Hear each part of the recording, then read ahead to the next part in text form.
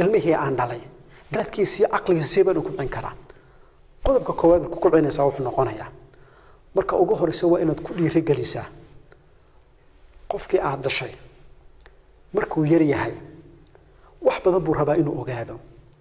waa inaad ku dhiirigelisaa waxa uu raba inuu ogaado inuu runtii si dabagalo oo inuu ogaado waa inaad ku dhiirigelisaa qofku waxa uu ognahay markuu yar yahay ee dadiisu aad u yar tahay 7 jir wixii ka hooseeya wuxuu rabaa wax kasta inuu wax ka ogaado shay kasta oo loo sheego wuxuu rabaa inuu eego ha ka hor istaagin ha ogaado ha dabagalo hadduu wax ka weydiiyo uga jawaab marar badan baa waxay maraysaa su'aal inuu ka weydiiyo marka qaar baa su'aal aanad garanay ku weydiinaya isku day inaad uga jawaabto arintaasi maxay faa'iido leedahay faa'iidada waxay tahay waxay kor u qaadaysaa maskaxda qofka yar maskaxdiisa kor bay u qaadaysaa oo markuu wax badan uu ogaado maskaxdiisa kor bay u sii kacaysaa qodobka labaad ee aad qofka aad dhashay kor ugu qaadi karta maskaxdiisu waxa ay tahay inaad quraanka xifdisiiso oo quraanka barto quraanka waxa la isku waafaqsan yahay research badan ay sameeyeen culimo kamida muslimiintu bal researchka uu sameeyay Ismaaciil Abdul Fattah oo ku takhasusay cilmi nafsiga wuxuu tilmaamayaa qofku markuu yar yahay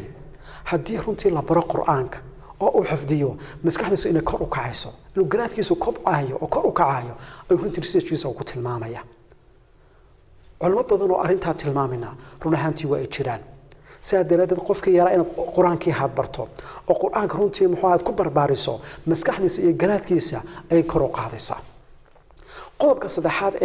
جرات كأما مسكح قفك يركرو قاضي وحكمدا وعيارته أيا كمدا عيارها كل الدوان قفك يرلو كينايو وكل عيارايو قربضا أو كمدا وحا يرونتي كرو قاضيان قفك ير مسكحني سي جرات كيسا كرو قاضيان qaar badan oo ciyaaraha kamida wax laga yaabaa in gacmaha laga qabanayo fikri in u baahan yihiin maskaxda in runtii adeegsada in u baahan tahay arimahaas oo dhan waxay qofka yar runtii ay ku gaarsiin karaan maskaxdiisa kor in uu kacdo oo runtii uu meel fiican gaaro dawada ciyaalku ciyaarayaan ma runtii arin aad u fudud bal qofka yar kor baa u qaataa maskaxdiisana waa ay kubcisaa qodobka runtii waxa raacaya oo isla kamida qodobada runtii qofka yar maskaxdiisa kor u qaada qodobka loo yaqaan sheekooyinka qisaska qofka yar looga sheekaynayo ee kala duwan waxay runtii sida researchadu ay tilmaamayaan hay kor u qaadaysaa qofka yar maskaxdiisa iyo garaadkiisa ay kor u qaadaysaa bal hadaad eegto researchka uu sameeyay Howard Garden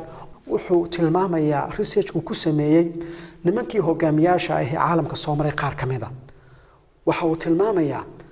markii ay yaryaraayeen inay dhaqan u ahayd inay sheekooyinka ay dhageystaan qaarna hay qoraanba qaarna hay runtii muxuu ahaa iyagu akhriyaan marka sheekooyinka qofka markuu yar yahay in la baro inuu akhriyo in runtii loo akhriyo waxay ka mid tahay qodobada runtii maskaxdiisa qofka yar korna u qaadaya hadhoona mustaqbal weyn u sameynaya qofkii yara marka sheekooyin looga sheekeeyo sheekooyin aad u xiiseynayo isla markaa haantana uu fahmi karo qofka yar runtii maskaxdiisa kor bay u kacaysaa wuxuu xiiseynayaa sheekadii qaababkay u dhacday sheekaduna aad buu si muxuu ahaa xiiseynayaa